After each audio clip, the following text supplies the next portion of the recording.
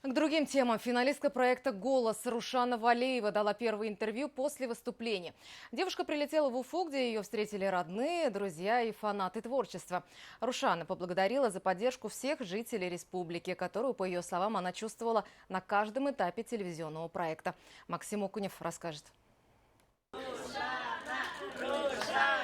Холл Уфимского аэропорта чем-то напомнил сегодня эстрадную сцену. Преданные поклонники, друзья и родные утопили в овациях Рушана Валеева. Самолет финалистки проекта «Голос» приземлился с опозданием в 3 часа ночи, но толпа встречающих не поредела. Министр культуры Амина Шафикова сказала, что триумф Рушаны стал подарком к Новому году, а девушка поблагодарила родную республику за веру и поддержку. Спасибо огромное за поддержку в республике. Это самое ценное, что родная республика, она не забывает и всегда поддерживает. Это очень приятно и здорово.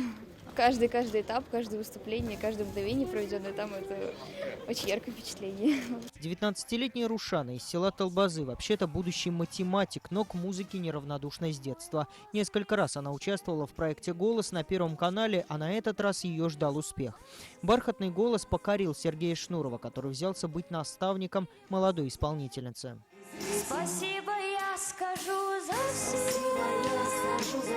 А дальше бесконечные репетиции, постановка голоса, съемки, бессонные ночи за подготовкой к экзаменам. Учебу Рушаны в высшей школе экономики никто не отменял.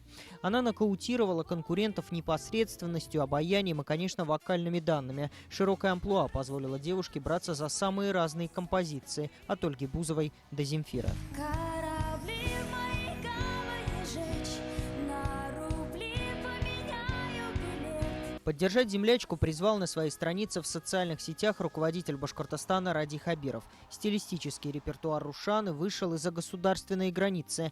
В финале девушка спела песню Бритни Спирс в джазовой обработке, а также композицию дуэтом со своим наставником.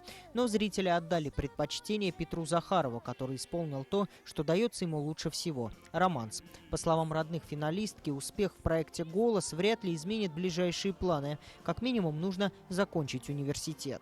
Осознать все, что с ней произошло, данное событие, это, конечно, действительно, я считаю, что все-таки грандиозный такой успех.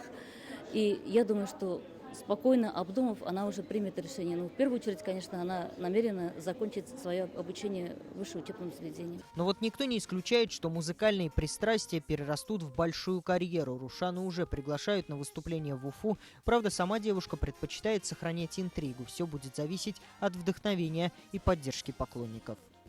Максим Окунев, Артур Елаев, Азат Тузбеков. Новости Уфа.